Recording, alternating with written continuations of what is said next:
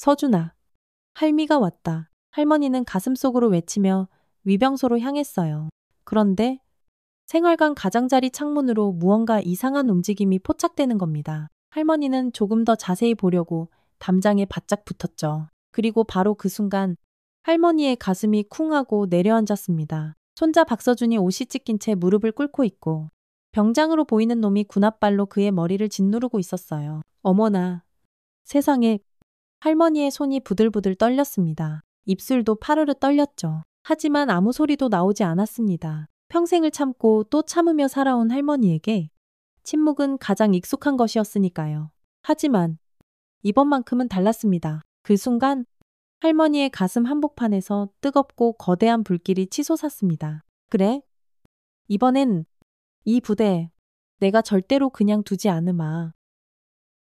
강원도의 한 시골 마을. 어스름한 새벽빛이 땅거미를 걷어낼 무렵이었습니다. 이선자 할머니는 여든을 바라보는 나이에도 새벽 4시면 어김없이 일어납니다. 오늘은 아주 특별한 날이니까요. 사랑하는 손자 서준이를 만나러 가는 날입니다. 부엌에서 할머니의 손길이 분주하게 움직입니다. 배추김치는 우리 서준이가 가장 좋아하는 걸로 골랐고 구수한 된장국은 보온병에 정성껏 담았죠. 할머니의 주름진 손가락이 김치통 뚜껑을 꼭 닫으며 나지막이 중얼거립니다. 우리 강아지, 밥은 잘 먹고 있는지?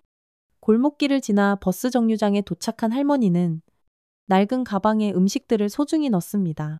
차비를 확인하고 버스 시간도 또 한 번 확인하고 늘 그랬듯 시간은 넉넉히 남았습니다. 일찍 일어나는 습관은 평생을 함께한 친구 같은 것이니까요.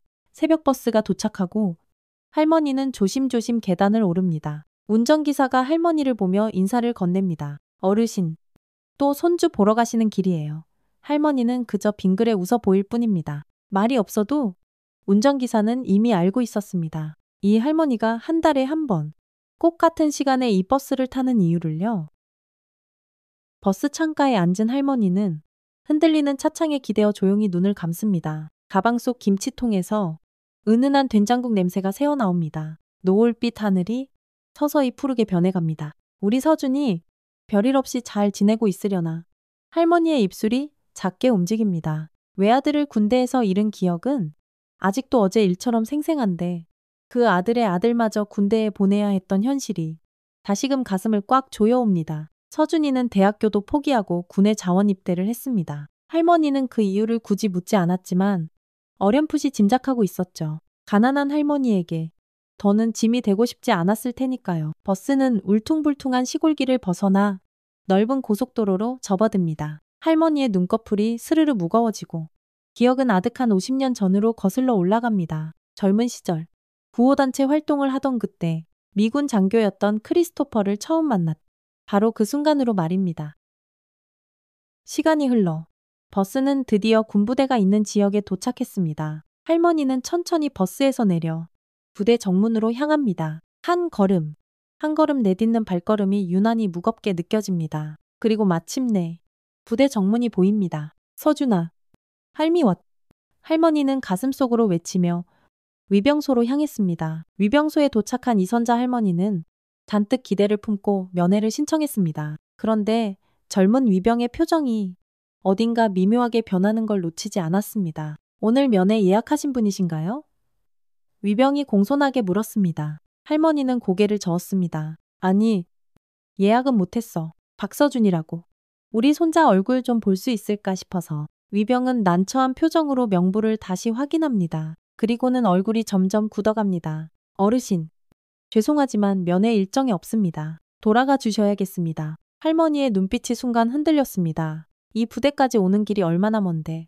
이 음식들이 식기 전에 서준이에게 전해줘야 한다는 생각뿐입니다. 이럴 때마다 할머니는 한 번도 물러선 적이 없었습니다. 평생을 그렇게 살아왔으니까요. 내가 박서준이 할미요. 할머니는 한 걸음 더 앞으로 나아갔습니다. 위병의 표정이 경직됩니다. 그때 옆에서 순찰 중이던 다른 병사가 급하게 달려와 소리칩니다. 멈추십시오. 지금 더 다가오시면 규정상 발포할 수도 있습니다. 할머니의 발걸음이 그 자리에 뚝 멈춥니다. 날카로운 목소리가 공허하게 울리고 주변 공기가 순식간에 얼어붙는 듯 했습니다. 시퍼런 총구가 할머니를 향하고 있었습니다. 그 순간 할머니의 눈에 23 나이로 군대에서 돌아오지 못한 아들의 모습이 스쳐 지나갔습니다. 할머니의 손에서 그만 김치통이 툭 하고 떨어졌습니다. 바닥에 나뒹구는 음식통을 바라보는 할머니의 눈에 무언가 이질적인 감정이 스칩니다. 그저 손자를 보러 온 늙은이에게 총을 겨누는 이 상황이 너무나도 낯설게 느껴졌습니다. 할머니, 정말 죄송합니다만 규정상 위병이 미안한 표정으로 말을 잇지 못했습니다. 할머니는 떨어진 김치통을 주워들며 천천히 고개를 끄덕였습니다. 아무 말도 하지 않았습니다. 그저 고개를 끄덕일 뿐이었습니다. 평생을 농사지으며 살아온 손은 거칠었지만 그 마음만은 누구보다 여린 할머니였습니다. 그럼 이거라도 우리 서준이한테 좀 전해주면 안 될까? 위병의 표정이 더욱 난처해집니다. 그것도 규정상 어렵습니다. 할머니는 고개를 숙이고 잠시 생각에 잠깁니다. 이내 김치통을 다시 가방에 넣습니다. 서두르지 않고 아주 천천히 마치 무언가를 결심한 듯한 표정입니다. 할머니는 부대 정문을 지나 오른쪽 담장을 따라 걷기 시작했습니다. 위병들은 긴장한 표정으로 그 모습을 지켜봤지만 그저 담장을 살펴보는 할머니의 행동이 의심스러울 건 없어 막지는 않았습니다. 이윽고 할머니는 담장 모퉁이에 다다랐습니다. 멀리서 훈련하는 병사들의 모습이 보입니다. 그리고 그 너머로 생활관의 모습이 희미하게 보입니다. 할머니의 눈이 곧장 생활관 창문을 향했습니다. 담장 모퉁이에 선 이선자 할머니의 시선이 생활관 창문에 그대로 멎었습니다. 언뜻 보기에는 평범한 군대 일상처럼 보이지만 50년 세월을 견뎌온 할머니의 눈은 속일 수 없었죠. 생활관 가장자리 창문으로 무언가 이상한 움직임이 포착된 겁니다. 할머니는 조금 더 자세히 보려 담장에 바싹 붙었습니다. 그리고 그 순간 할머니의 가슴이 철렁하고 내려앉았습니다. 창문 너머로 보이는 광경은 너무나도 충격적이었습니다. 하나뿐인 손자, 서준이가 옷이 다 찢어진 채로 무릎을 꿇고 있었고 병장으로 보이는 놈이 군홧발로 아이의 머리를 짓밟고 있는 게 아니겠어요. 할머니의 손이 부들부들 떨렸습니다. 입술도 파르르 떨렸죠. 하지만 소리는 나오지 않았습니다. 평생을 인내하며 살아온 할머니에게 침묵은 가장 익숙한 대응 방식이었으니까요. 가슴속에서는 천불이 나지만 겉으로는 티를 내지 않습니다. 내 아들도 그래서 돌아오지 못했던 건가? 머릿속을 스치는 끔찍한 생각은 오래된 상처를 다시 헤집었습니다. 할머니는 천천히 돌아섭니다. 평소와 다를 바 없는 걸음걸이. 다만 그 눈빛만이 서늘하게 달라졌을 뿐입니다. 할머니는 가방 속에서 낡은 전화카드를 꺼냈습니다. 오랫동안 사용하지 않았지만 항상 지갑 속에 소중히 간직해 두었던 것입니다. 부대 밖 공중전화를 찾아 할머니는 천천히 걸어갔습니다. 한 걸음 내딛는 발걸음에는 결연한 의지가 담겨 있었습니다. 공중전화 앞에 선 할머니는 잠시 망설였습니다. 이 전화는 정말 마지막 수단으로만 사용하기로 했던 약속이었으니까요. 하지만 지금이 아니면 대체 언제 이 약속을 깨야 할까요? 할머니는 전화카드를 투입하고 오래전부터 외우고 있던 번호를 눌렀습니다. 신호음이 몇 번 울린 후 수화기 너머에서 목소리가 들려왔습니다. 여보세요? 그 목소리는 예전에 그 젊은 미군 장교의 목소리가 아니었습니다. 세월이 흘러 나이가 들었지만 여전히 단단하고 힘있는 목소리. 나야. 약속. 깨야겠다. 미안해. 할머니의 짧은 한마디에 전화 너머로 잠시 침묵이 흘렀습니다. 그리고 이어진 무겁고 낮은 숨소리. 알겠습니다. 제가 직접 가겠습니다. 단 두 문장. 짧은 대화였지만 거기엔 50년의 인연과 약속이 담겨 있었습니다. 더 이상의 설명은 필요 없었습니다. 크리스토퍼는 알고 있었습니다. 평생을 불의 앞에 침묵하지 않았던 이선자라는 여인이 이런 전화를 한다는 것은 상황이 보통 심각한 게 아니라는 것을요. 전화를 끄는 할머니는 가방 속 김치통을 물끄러미 바라봅니다. 이제 손자에게 직접 전해줄 수 없게 된 음식들. 할머니는 잠시 망설이다 주변에 앉아있던 젊은 훈련병들에게 다가갔습니다. 총각들. 이것 좀 먹을래? 우리 손자면에 왔다가 못 만나고 그냥 가네. 훈련병들에게 김치를 나눠주고 돌아선 이선자 할머니의 발걸음은 이제 서울로 향합니다. 버스 안에서 창밖을 바라보는 할머니의 생각은 복잡합니다. 50년 전, 그 어렵던 시절에 만났던 젊은 미군 장교 크리스토퍼가 이제는 한미연합사령관이 되어 있다는 사실이 아직도 낯설게만 느껴집니다. 서울 시내. 번화가 한 구석의 공중전화 앞에 다시 선 할머니는 또 다른 번호를 누릅니다. 이번에는 손자 서준이의 전우에게 거는 전화입니다. 전에 한번 만났던 정우진이라는 병사. 그 아이가 몰래 전해준 전화번호입니다. 우진이나 서준이 할머니야. 우리 서준이 요즘 어떻게 지낸? 이 잠시 침묵이 흐른 후 전화기 너머로 조심스러운 목소리가 들려왔습니다. 할머니, 서준이가 요즘 많이 힘들어해요. 할머니의 눈에 깊은 슬픔이 스칩니다. 마음속으로는 이미 알고 있었습니다. 그래도 직접 듣기 전까지는 믿고 싶지 않았던 현실입니다. 누가 그러는지 알고 있니? 우리 서준이한테 또 한 번의 침묵. 이번엔 더 길어진 침묵이었습니다.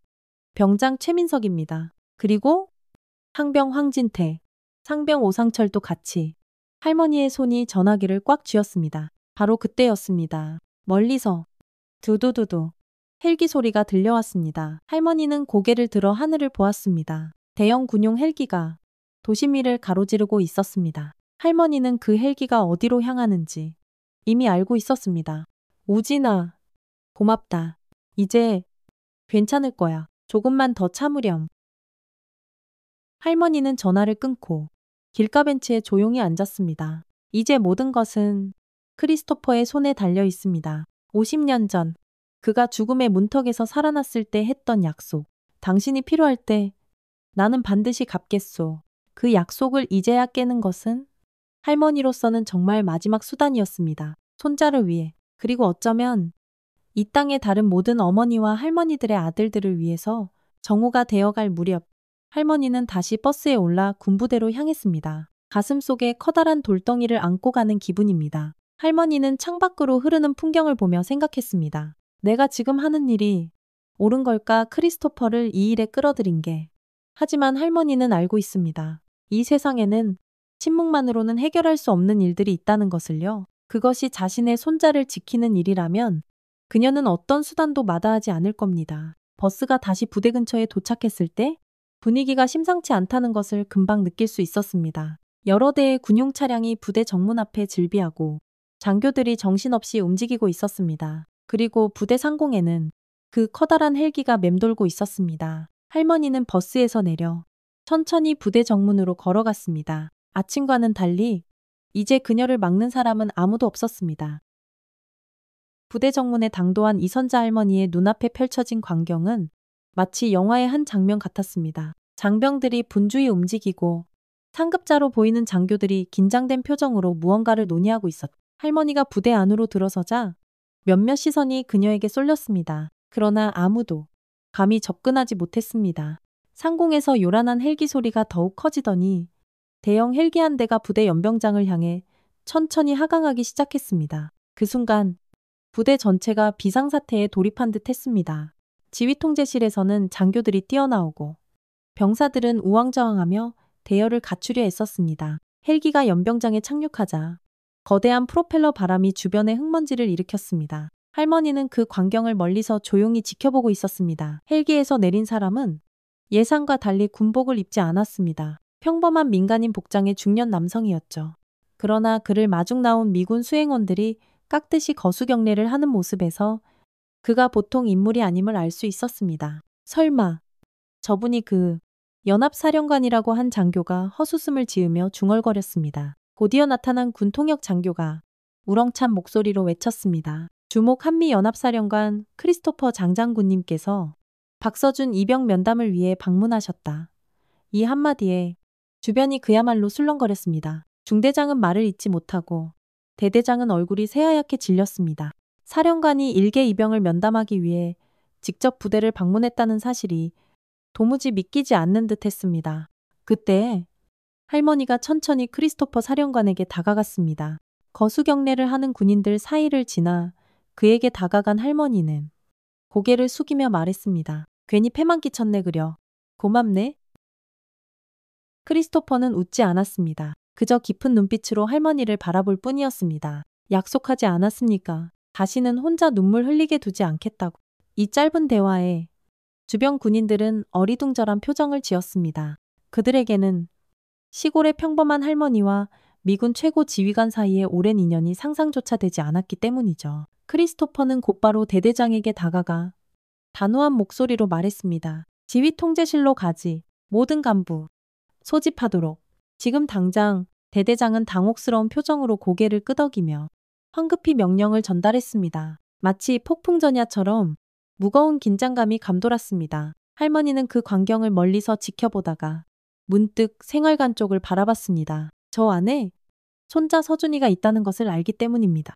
크리스토퍼가 할머니에게 다가와 낮은 목소리로 말했습니다. 곧 서준이를 만나게 해드리겠습니다. 먼저 해결할 일이 좀 있습니다. 할머니는 고개를 끄덕였습니다. 한마디 말도 필요 없는 오랜 신뢰가 두 사람 사이에 흘렀습니다. 크리스토퍼는 수행원들과 함께 지휘통제실로 향했고 할머니는 그 자리에 홀로 남아 기다렸습니다. 지휘통제실의 긴장감은 마치 얼음장처럼 차갑게 느껴졌습니다. 군단장, 대대장, 중대장이 차례로 들어와 자리에 앉았습니다. 크리스토퍼 사령관은 미리 준비해온 서류 묶음을 쾅 소리가 나게 테이블 위에 내려놓았습니다. 커다란 소리가 철제 테이블에 울려 퍼지고 모든 시선이 그 서류 묶음에 꽂혔습니다. 이게 지난 3개월간 이 부대에서 이뤄진 의무 기록, TX 사용 이력, 그리고 내무반 CCTV 백업 파일이요. 이걸 누가 왜 폐기했는지 지금부터 차례대로 물어보겠소.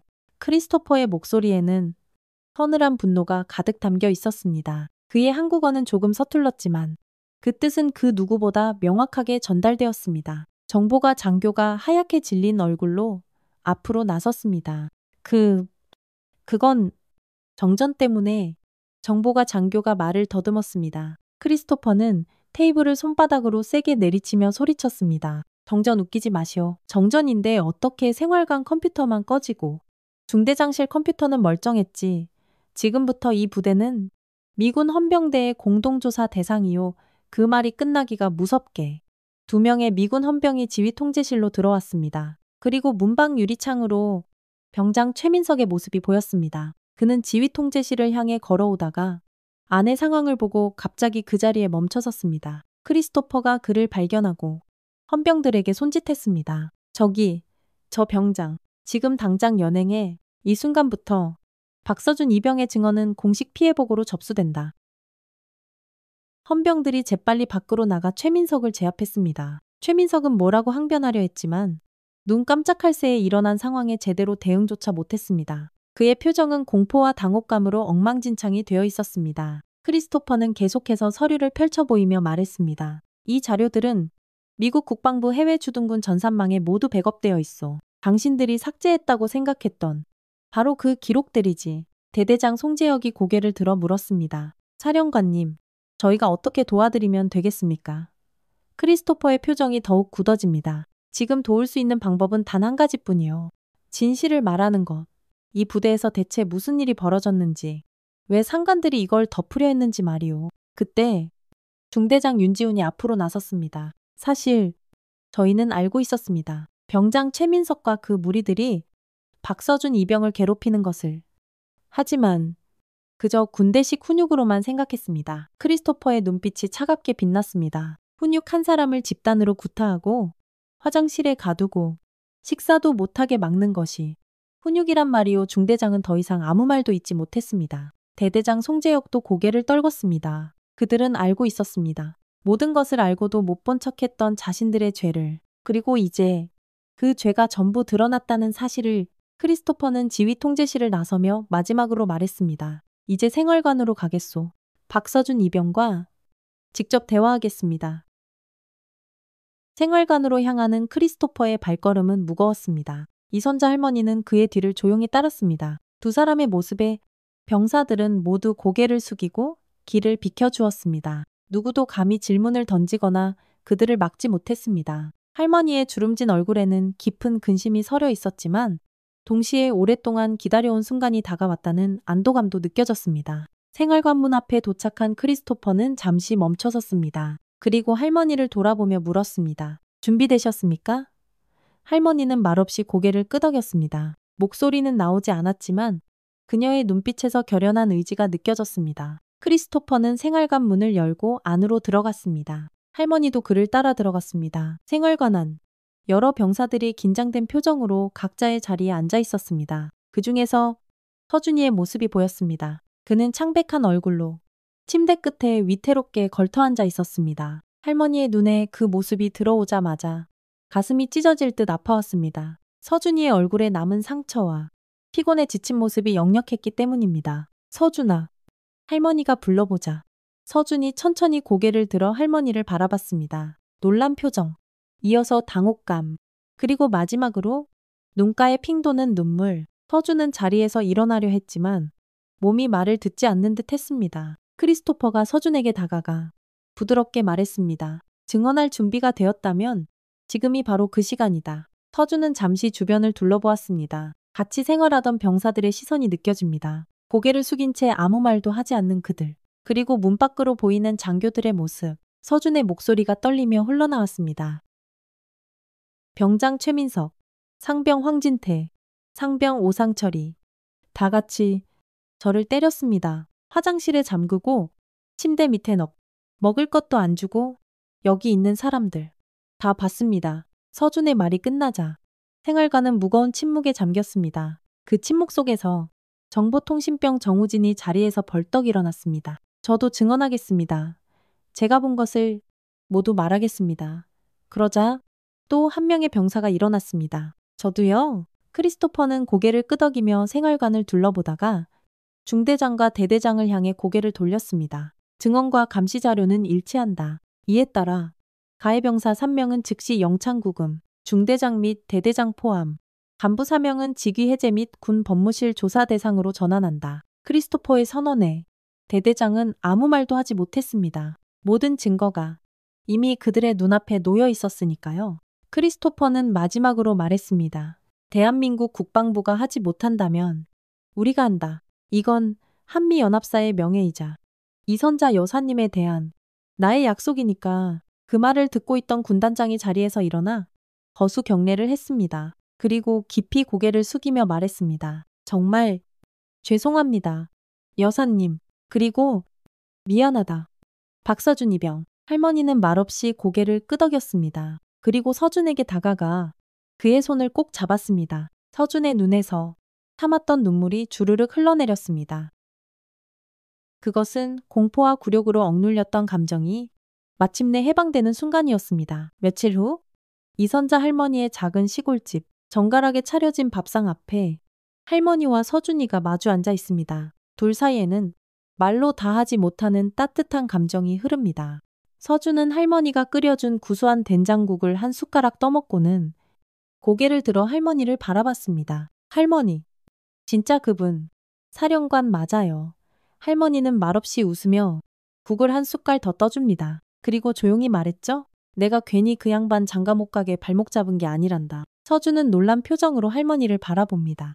그 짧은 대답 속에 아직 듣지 못한 아주 오랜 이야기가 담겨 있음을 느낍니다. 할머니의 지난 세월, 그리고 그 세월 속에 숨겨진 이야기들이요.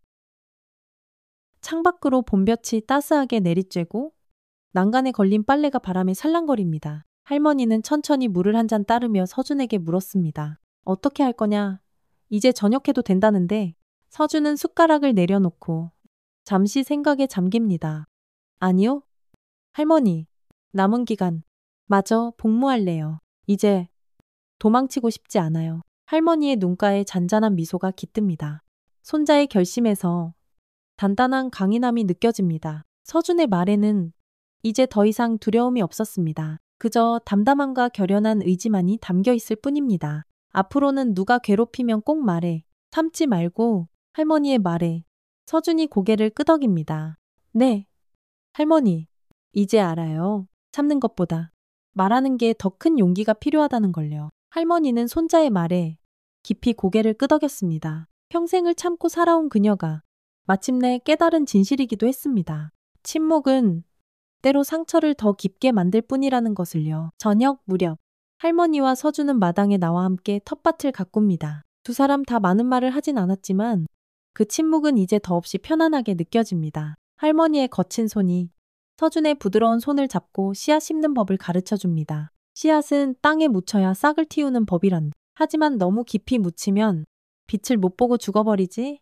서준은 할머니의 말에 담긴 깊은 의미를 깨닫습니다. 그는 고개를 끄덕이며 할머니의 지혜를 가슴에 새깁니다. 저녁 식사 후 서준이 할머니에게 물었습니다. 할머니, 그 사령관님이랑은 어떻게 아는 사이예요?